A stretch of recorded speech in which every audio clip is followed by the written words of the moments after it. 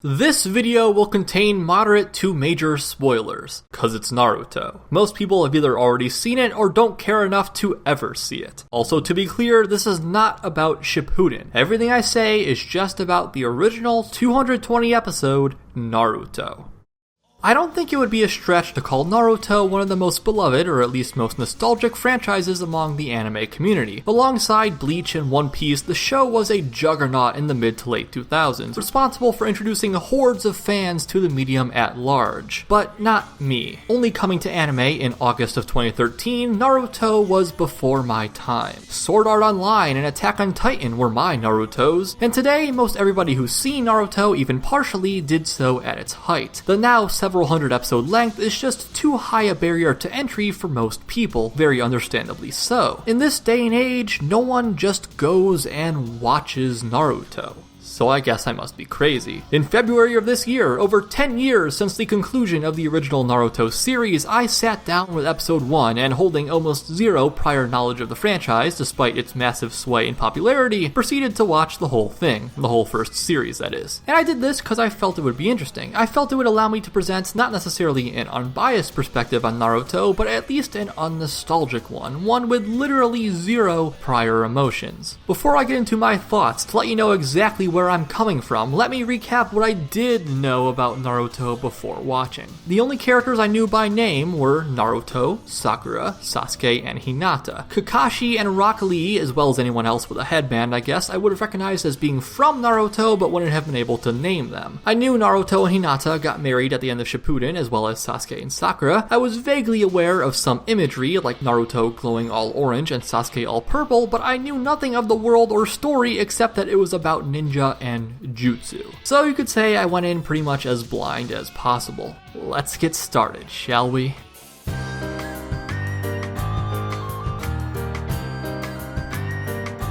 So we open on the nine-tailed fox decimating the Hidden Leaf Village. The fourth Hokage seals the beast into a newborn babe. Jump forward a decade or so, the kid is a brat who's terrible at school, so to balance out the ninja teams, he gets grouped up with the cool cat best in class, and the girl he likes but doesn't like him. That is, Naruto, Sasuke, and Sakura. Kakashi's saddled with them as their mentor. There's some training and they go on a mission and almost die, but don't, and that's what this first arc is about. It's a fine enough warm-up. The characters are nothing to write home about, you know, the plucky shonen protagonist, the too cool for school, and the girl, but they play into their archetypes well enough, and Kakashi is a welcome no-nonsense presence who can also kick a lot of ass. I like how they start with trivial, almost pointless tasks they have to train. Our cast isn't thrown into death-defying situations right off the bat. They are pretty soon, but aside from the one-off plotline to hook you in episode 1, it's not literally the first thing that happens. And even when they are thrown into life-or-death situations, it's clear that, Sasuke aside, Naruto and Sakura are very ill-equipped to handle actual combat. They're basically trainees. They are weak and can't beat everyone with just wits and grit. The show really emphasizes at this stage that they are ninja. They can't just stumble through life as selfish, unthinking brats. They're a team, and teamwork makes the dream work. At this point, it's hardly a great show, but it's a perfectly functional one, and I can see why it would appeal to especially a younger audience. The characters have a clearly defined chemistry. The villains are fleshed out just enough to feel like actual sympathetic people, and I think this is the biggest thing, the powers are really f***ing cool. Not even gonna lie, the jutsu gimmick is brilliant. Ninja can make clones, change appearance, spit fire, walk on water, control minds, anything you can imagine just by throwing a few hand signs together. There's inherently something badass about summoning a dragon like it's nothing, and this is something that persists throughout the entire series. The powers are just cool. They grab your attention, not with depth, but with spectacle, and that's okay. That's certainly an effective tactic, as I think the success of the franchise would indicate. With this first arc, you're roped in by the potential, and then, bewilderingly enough, the next one actually follows through.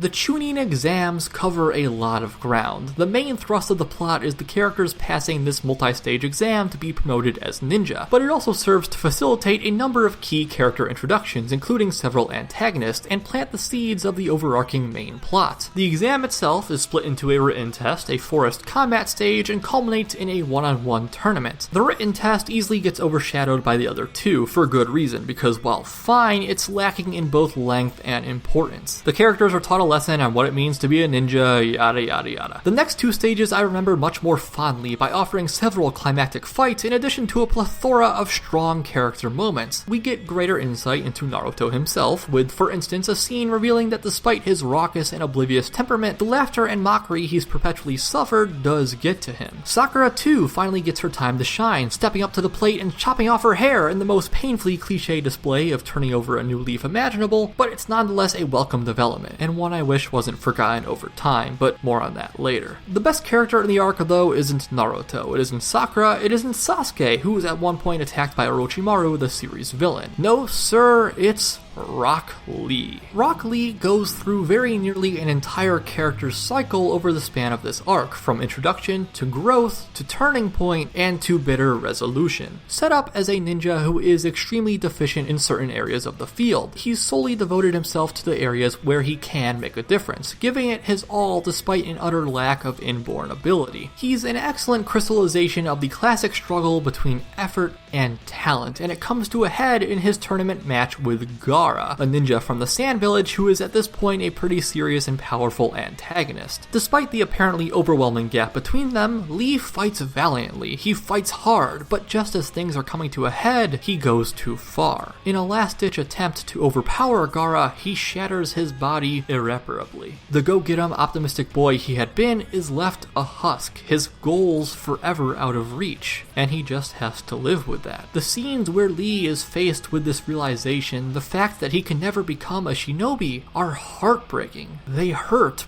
but they hurt so good. Seeing this kid give it his all and lose everything is a sobering development, a tragic reminder that there is some wisdom in restraint. And then they backpedal on all that a couple arcs later. Stay tuned. Another thing I really think the series nails, starting with this arc, is the idea that very few are actually born evil. Plenty of the show's more menacing, cynical characters, Gaara, Neji, even Sasuke, once you're privy to their past and childhood, it's clear that they weren't born broken. It's always a matter of their experiences, the pain and trials that they were forced to go through that made them into who they are, which is most clearly articulated by the duality between Naruto and Gaara. They started from similar places as children endowed with supernatural abilities, and one received love, but the other didn't, so one grew cheerful and the other bitter. Of course, since this is a shonen series, once these vaguely antagonistic characters are properly characterized, they become the best of friends with Naruto, so they can all fight side by side against the one true evil that is actually irredeemable. But that's okay, it's not like I expect everyone to kill each other despite mutual depth and sympathy in a series like this. The exams tournament that I've mentioned in passing a few times now is in my opinion the highlight of the arc, and probably the series. It's strongly reminiscent of something like Hunter x Hunter with respect to its handling of combat. Battle after battle, which are all fairly strategic and entertaining, while also implementing that character building I mentioned earlier, though not always with the utmost grace, i.e. extended flashbacks. And every once in a while, the animation quality shoots up too, which is great. So yeah, the Chunin Exams were super solid. Good fights, good characterization, and on the whole, reasonable animation. There were a couple of moments where the pacing sagged, especially at the arc's beginning, which may perhaps have been a sign of things to come, but nothing too grievous at the moment. And with the next arc, gets real.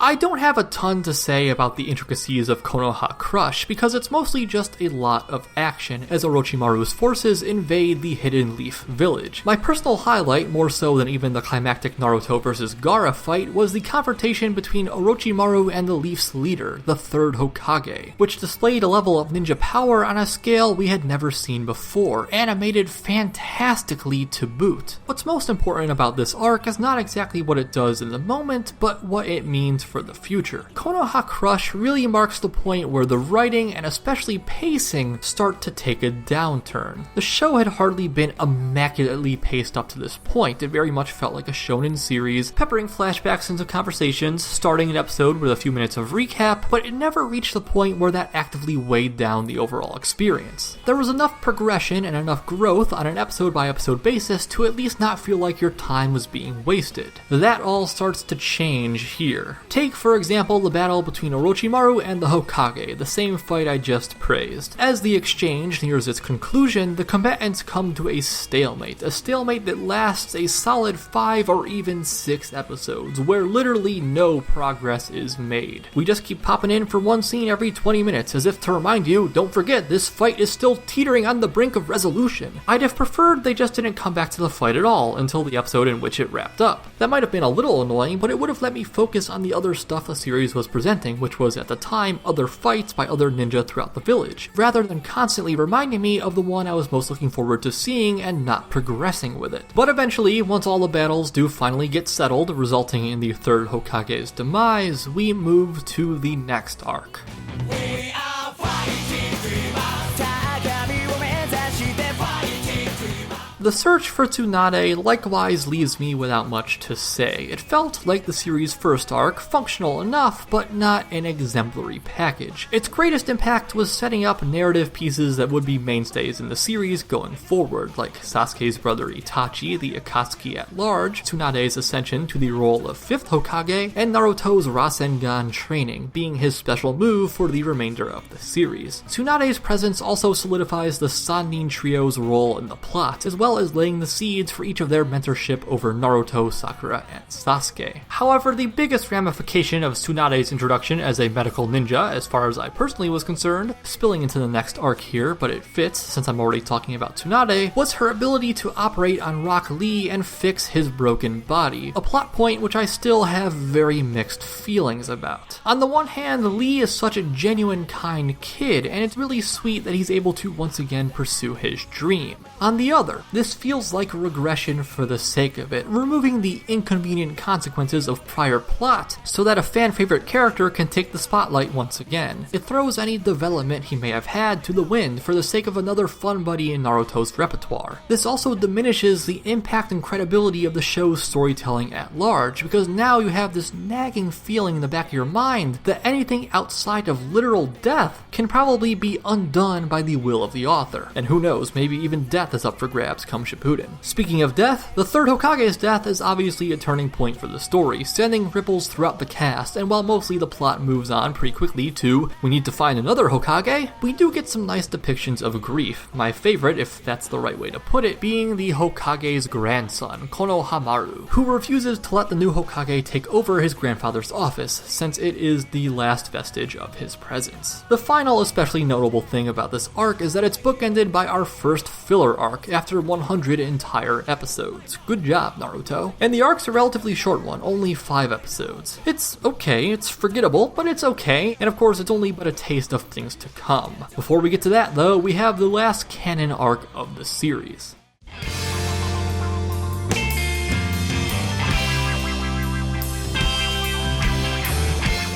The recovery mission's main problem is one of repetition and even predictability. The idea of the story here is that Sasuke leaves the leaf with Orochimaru's minions, seduced by a gift of greater power, while Naruto and friends make chase. That's fine enough on paper, and I'll come back to what this means for Sasuke's character, but the actual events of this arc are slow, bordering on tedious. And let's not even touch the super strained logic to justify a bunch of kids being the only ones sent after Sasuke. Anyway, as Naruto and company pursue Sasuke, they naturally come into conflict with the bad guys he's traveling alongside. The routine is this: they catch up, one good guy and one bad guy peel off to fight mano a mano, and the pursuit continues for everyone else, eventually, as you would expect, leaving Naruto to chase Sasuke alone. The problem is, every one of these minion fights is exactly the same. Sure, there are different details, different powers, but the actual progression of these fights is identical. The good guy is all but won, but then the bad guy powers up and things are looking bleak, but then the good guy pulls off a death-defying trick to win for good. In a few of the later fights, that last step is replaced with another good guy shows up to save the day. Same difference. You've probably seen this comic, that's every fight in this arc, save one. And since each takes place over at least 2 or 3 episodes, the pacing takes a real hit. And what annoys worries me more than that is the arc's treatment of Sakura. Sakura got her whole big moment in the Chunin Exams about stepping up and playing a more active role in her fate, remember? I remember, but it's as if the plot forgot as soon as it happened. In Konoha Crush, her chief role was as a damsel in distress, and here she literally just sits at home and cries while Naruto goes out to fight. I get that you want to end on the big Naruto and Sasuke showdown, but this feels like such a disservice to someone who's supposed to be one of the main characters. She had no role to play in the grand finale of the series for zero reason. She could have easily been on the pursuit team, or even taken the place of Rock Lee, who, as much as I love him, shows up out of nowhere to save the day. There's no use further belaboring the point, it just really blows that Sakura does nothing but whine and cry while this is all going down.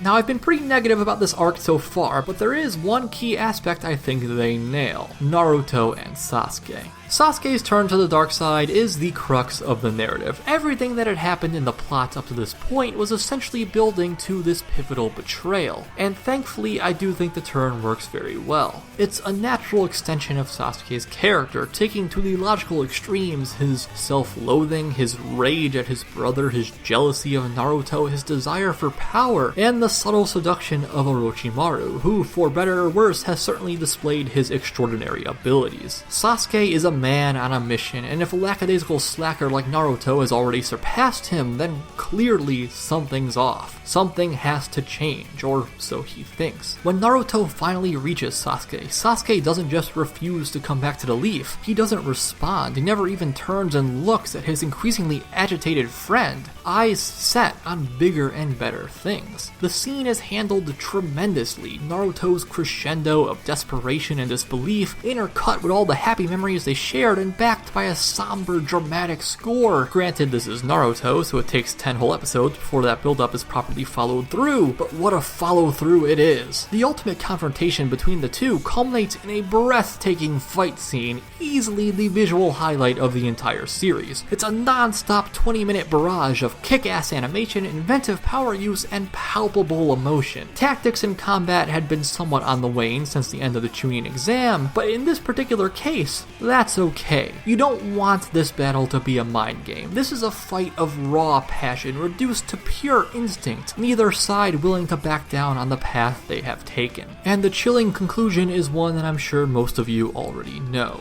Naruto loses. Sasuke leaves for good to join Orochimaru. Pure force of will just wasn't enough. And here the story ends. Naruto crushed, but determined to get stronger. Sakura depressed, but likewise the same. But before they hit the books and get serious about their training, there's just one thing left to do. 80 episodes of filler.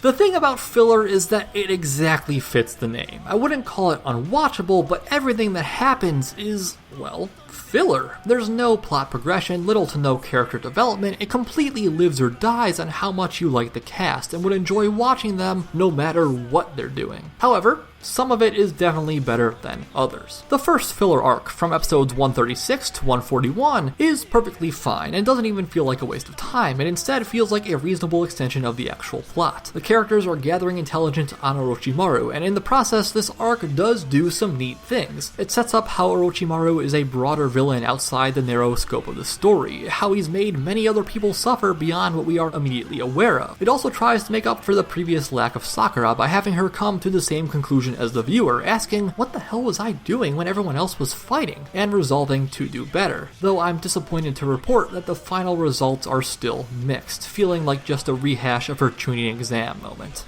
But what I'll remember most about this arc is episode 139, not for anything to do with the plot, but for its fascinatingly offbeat sense of aesthetics. This episode chronicles a foray into one of Orochimaru's layers, and everything from the color design to shot composition creates this pervasive feeling of dread and unease. Episode 146 in the next filler arc bears many of the same visual techniques, and after a bit of research, this can most likely be attributed to the presence of one Masahiko Murata as the episode director on both. both. Not much stuck out to me from his resume, but he did direct a couple episodes of Serial Experiments Lane, so I guess his clear penchant for the eccentric does make a certain level of sense. And that vaguely interesting connection was literally the most worthwhile thing I got out of watching the filler, so I'm just gonna lightning round through the rest of the arcs to finish this off. Episodes 142 to 147 are kinda dull. Not much here if you don't enjoy fights and action for the sake of it, and the attempts to make the villain feel sympathetic come off as flat and half-baked. Episodes 148 to 151 are maybe a little more interesting since they attempt to masquerade as real progress by focusing on Hinata honing her skill to the point that she's actually a bit of a badass, but there's also an annoying ending to keep things irrelevant and return to the status quo. Episodes 152 to 157 feel refreshingly like an actual narrative, with a clear villain and such, at least in the beginning, because after watching episode 152, I gave up. I'd wanted to watch all the filler just to have an opinion on it, which was a lofty goal, but as the days went by, the pointlessness of my endeavor was starting to sink in, and I felt there were much better uses of my time than watching hours and hours of Naruto filler, only to come away with the impression that everyone in their right mind already had. It's just not very good. It's watchable, but only that. Before I finish the video, this will be the part where I talk about some general things that were part of the overall experience but wouldn't fit solely in any one particular arc. To start, the show is definitely shonen, which is both good and bad. I've already covered the general pacing of the series as I walked through the plot, but there's a little more to it. A typical fight in the series will have about a 70-30 split between talk and action, and the show is dotted with flashbacks, either to deliver inspiration, flesh out opponents, or just fill time by reusing old animation, which is obviously the most annoying of them all. Characters will deliver their entire backstories or full explanations of their power in the middle of a fight, as you do, and the writing can really beat you over the head with the point, even outside of fights. More than once, the show spends half of an entire episode over-explaining things which should be pretty obvious. From simple character motivations, like why is Sasuke mad at Naruto, to the most basic of combat tactics. On that note, it similarly often feels like new jargon and explanations are invented at random to suit the immediate needs of the plot, to give characters an avenue to power up when there's no organic way to write them out of a fight. Nen, this is certainly not. Moving away from the pacing, the comedy could be worse, but I'd be hard-pressed to call it good. It's typical shonen humor, kind of lecherous at times, but almost always tone-shattering, sandwiching over-the-top jokes between pretty serious content, especially as the show goes on and only gets more and more serious, which admittedly is an issue that even the best of shonen struggle with. Also typical of typical shonen, no one ever dies. A lot of fake deaths, but actual character death among the protagonists is an extreme rarity. Like the comedy, this is more of a genre problem than a series-specific problem, and many may not even feel it is a problem. I just want more death in my anime. What can I say? I'm a closet edgelord. As for the setting, in my experience, shonen worlds are always kind of an odd mishmash of wildly different societal ideas of technology with little care for consistency, and Naruto is no exception. I really struggled to make sense of the world. They're ninja in a ninja village, and there's occasionally the passing reference to a feudal society, but there's also magazines and modern hospitals and business suits and photography and police tape. There's no rhyme or reason, you just gotta roll with it. If the plot needs radios, then by golly we have radios. Technically that's a Shippuden example, but it's the same world. The art and animation are exactly what you'd expect from a series that ran for over 200 episodes straight. The designs are fine, very occasionally interesting direction, and technically it tries its best with what it's got, giving the best fights every 30 episodes or so some real animation, but it's naturally far from a visual marvel. Some jutsu techniques are afforded only the bare minimum of creativity, like inverting the color palette, and the locations themselves are incredibly bland, almost every scene outside of a village just taking place in some field or some forest. In the show's defense, I conversely made note of which episodes looked absolutely atrocious, and of the 152 that I saw, there were only 6. 3 of which were filler, so I'm guessing the filler would have continued to drag the average down if I kept watching. It makes sense, you want to afford the actual story the best production values, not the anime original schlock. The soundtrack, on the other hand, is pretty neat and probably one of the best parts of the show, mixing traditional Japanese instrumentation appropriate for the general premise with more modern stuff like electric guitars and xylophones. tones or something. I'm not a music guy. The lighter comedy tracks are mildly grating, but the dramatic pieces pull at my heart. They inspire hype just by playing. The openings are great too, because it's a long-running shonen. Why do they always have such solid openings? While the endings are on a wider spectrum of quality, which is to be expected since there's twice as many. Lastly, this isn't in any way the fault of the show itself, but Crunchyroll's subtitles are not very good. The translation slants very literal, which gives the phrasing an awkward, unnatural feel, sometimes outright grammatically incorrect, plus an abundance of typos. It's also annoying that the subs refuse to include curses, swapping every damn for darn. Likely so at the time, parents wouldn't get too freaked out about their kids watching the fun ninja show where people kill each other. At first, the bad subs really surprised me, but on the flip side, I started to think how much work it would be to go and fix all those hours of likely years-old subs. And what would be the return? How many people are really going and watching Naruto in this day and age, besides crazy people like me? When all said and done, Naruto managed to be entertaining in spite of itself. Contrary to my admittedly low expectations, it really wasn't a hard watch. Once I got past the first handful of episodes, I rarely felt like I was forcing myself through mediocrity. It's a show where I'd plop down with a bag of chips and just enjoy it for what it was. The series was at its best when it embraced the size and variety of its cast, like the Chunin Exams, rather than ignore it as the later arcs tended to. The pacing was sloppy and the fights increasingly hit or miss, but I can say that despite it all, I liked Naruto. This wasn't intended as an actual review, just a general regurgitation of my thoughts, so I'm not going to be giving a rating, but if I did, it'd be around a B, not including the filler. I've come this far, so might as well keep going with Shippuden, especially if you good people are interested in hearing my thoughts when I finally finish. And that'll do it. Thanks for watching, have a great day, leave any feedback in the comments, subscribe if you want more, and if there's anything you'd like to see a video on, by all means tell me. Speaking of which, a couple people, such as F-Skull, caught that I was watching Naruto and asked me to make a video on it, blissfully unaware that that was always the plan. Thanks again, and see you next time. 外に握りしめて忘れた記憶なくした言葉